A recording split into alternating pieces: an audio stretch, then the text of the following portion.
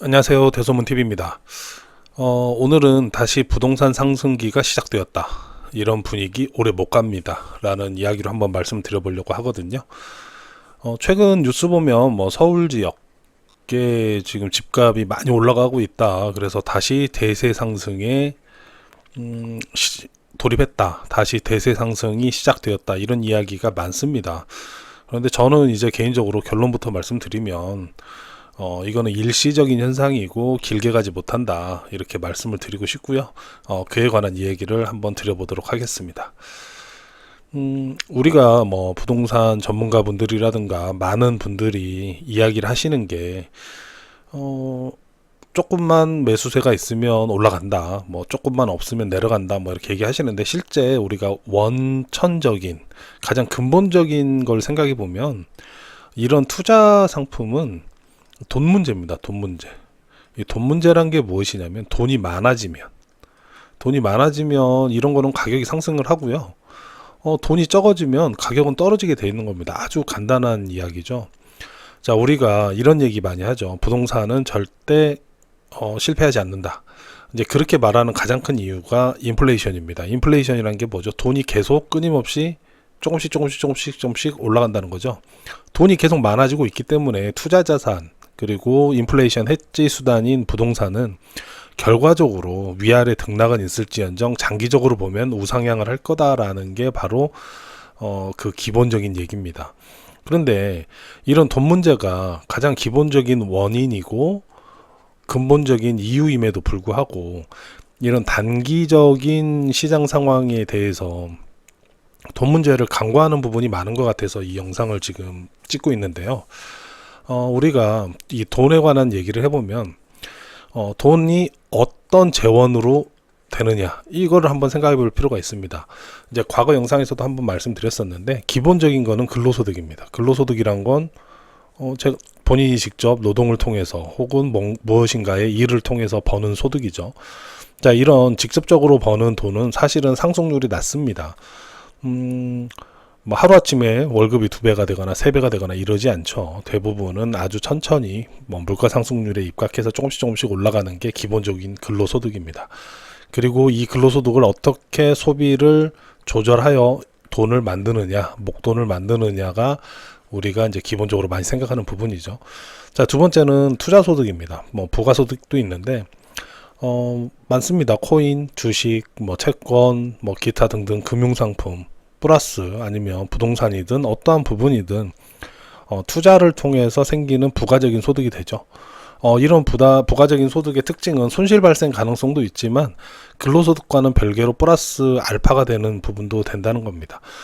그렇기 때문에 부동산이 올라가던 시점 상승기에는 기본적으로 다른 투자 자산, 꼭 부동산이 아니더라도 주식이든 코인이든 다른 투자 자산이 상승을 하는 경향을 보여요.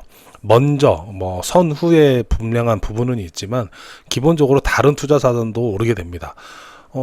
다른 투자 자산이 오르지 않는 상황에서 부동산만 따로 올라가는 경우는 사실은 있을 수 없는 일이죠. 왜냐하면 부동산을 사기 위한 재원은 근로소득 플러스 우리가 플러스 알파가 되는 투자소득이라든가 이런 부분에 재원이 모여야 살 수 있기 때문입니다. 이유는 부동산은 비싸기 때문이죠.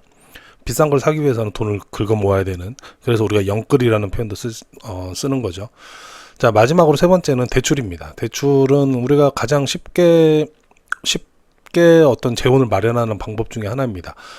대출은 기본적으로 이자가 발생을 하고 금리의 영향을 받죠. 그런데 현재 상황은 솔직히 금리라는 부분이든 여러 부분에서 과거 폭등기와 비교했을 때 결코 대출이 좋은 상황이 아닙니다. 현재 부동산 시장을 지탱하고 있는 거는 실제적으로 정책자금이죠. 정책자금이 전세 대출이라든가 요즘 신생아 특례라든가 이런 식으로 정책자금이 거의 기반이 되고 있지, 시중 대출 자체는 과거보다 금리도 비싸서 힘든 상황입니다. 마지막으로 이런 돈이 마련되면 가장 필요한 건 구매 욕구죠. 내가 사야겠다, 이게 만났을 때, 돈과 내가 사고 싶은 욕구가 만났을 때 부동산은 가격이 상승하게 됩니다. 자, 그럼 이거 하나하나 간단하게 살펴보면요. 먼저 이 심리 부분입니다. 심리. 구매 욕구죠. 우리나라에서 한국에서 부자가 될 수 있는 방법은 이라는 24년 6월 19일 날 뭐 설문조사를 한 부분인가 봐요. 그렇게 했는데 28.6%가 부동산 투자를 통해서 부자가 될 수 있다. 이런 얘기가 많습니다. 이런 답변도 많이 했고요. 이 말은 우리나라 사람들의 심리적으로 부동산을 구매하고자 하는 욕구는 상당히 높다. 언제나 최고로 높다라는 걸 알 수 있습니다. 다만 그게 돈이라는 부분과 만났을 때 그게 바로 진행이 된다는 거죠. 또 하나는 옆에 보시면은 최근 상황이죠. 서울 아파트 거래가 늘고 가격도 회복세를 보인다. 뭐 전고점 돌파했다. 뭐 전고점까지 갔다. 이런 얘기 지금 많이 나오고 있습니다. 기본적으로 이제 서울 쏠림이 심화되고 있는데요. 이거는 이제 한국에 살아가는 우리들은 다 똑똑합니다. 그리고 과거의 경험을 쉽게 무시하지 않죠. 지난 폭등을 보니 강남 불패라든지 서울은 더 많이 오르더라. 수도권이 수익률이 훨씬 좋더라. 내가 지방에 집을 사느니 수도권이나 서울에 사야겠다라는 그런 학습 효과가 많이 있는 거죠. 그러다 보니까 전체 21.9% 거의 뭐 한 5분의 1 좀 넘죠. 4분의 1 가까이가 매매된 거래의 4분의 1 가까이가 지방 분들이 서울에 샀던 상황입니다. 이런 상황이기 때문에 실제 서울은 가격이 많이 올랐지만 지방은 전혀 움직일 생각을 하지 않고 있죠. 미분양도 계속 쌓이고 있고 꿈쩍도 안 하고 있습니다. 이번엔 아까는 수요 심리에 대해서 말씀을 드렸으면 이제 실제적인 아까 말씀드렸지만 결국은 돈 문제잖아요. 돈에 관한 얘기를 드려보면 실질소득 급감에 가게 살림은 팍팍하다라고 해서 이 기사에서 가장 중요한 거는 실질소득은 2006년 통계 작성 이후 가장 큰 폭으로 감소했다. 이 말은 뭘까요? 내 돈이 100만 원을 받다가 105만 원으로 인상이 되었더라도 실제 물가상승률 때문에 뭐 한 97만 원이나 이렇게밖에 안 된다. 실제적인 소득은 이런 내용입니다. 그러니까 물가 인상률을 내 소득이 못 따라가고 있다. 이런 얘기죠. 이 말은 곧 뭐죠? 돈 모으기가 힘들어졌다. 돈 모으기가 힘들어졌다는 거는 내가 집 살 재원을 마련하는데 더 힘들다라는 의미로 생각하시면 됩니다. 그러면 내가 사고 싶은 마음이 있더라도 돈 모으기가 힘들다는 거는 그만큼 살 수 있는 가능성이 줄어들고 있다는 거죠. 그리고 또 하나는 이제 최근에 많이들 보셨을지 모르겠지만 사실은 우리나라는 무역 수출 이런 걸 많이 하는 국가이기 때문에 환율도 엄청 중요합니다.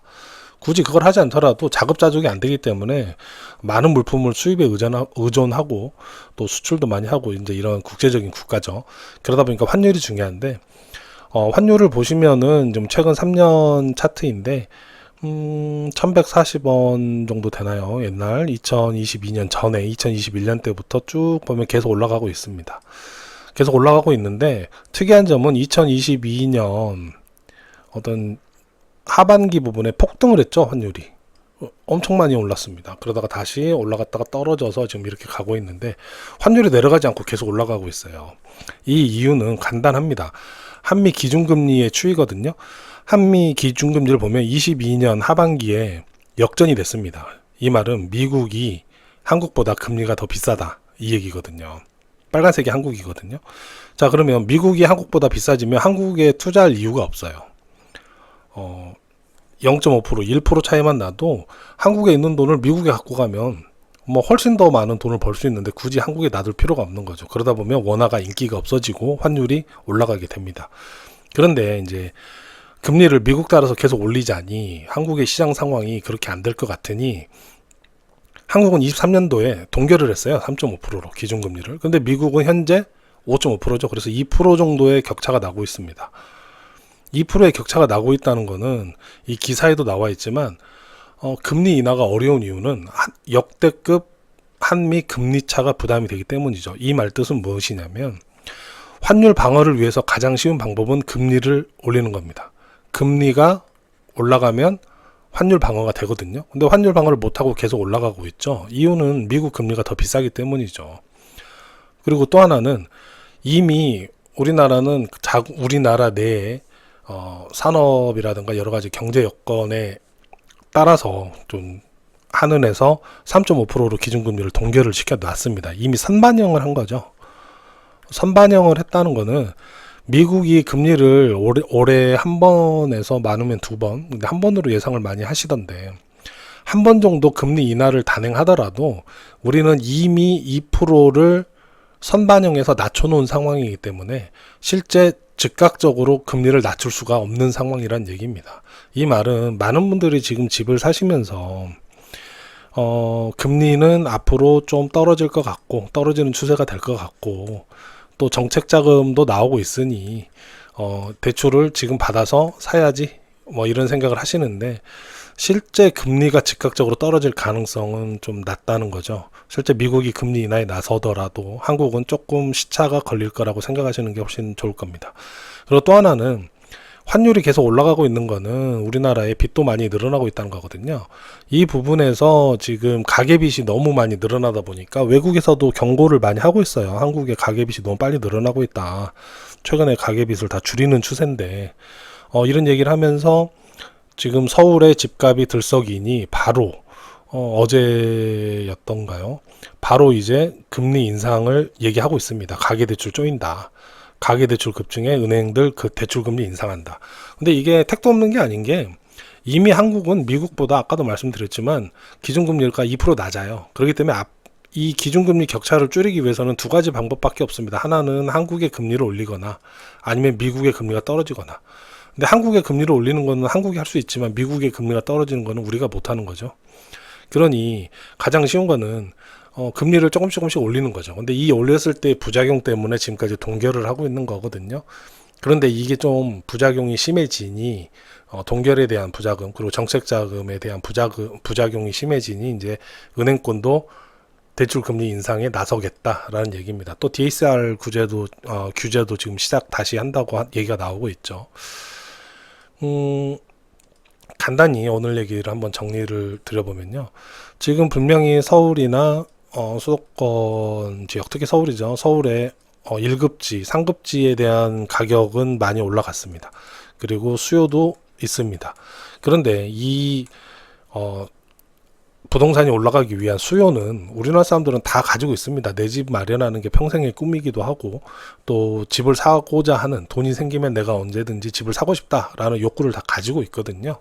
근데 아까부터 말씀드렸지만 결국은 돈에 대한 문제인데 돈을 마련할 수 있는 방법이 점점 줄어들고 있다는 얘기입니다. 그렇다는 거는 현재 서울의 가격이 올라가고 있는 게 전국에서 모여가지고 서울에 지금 집을 사주는데도 이 정도밖에 못 올라가고 있다는 건요.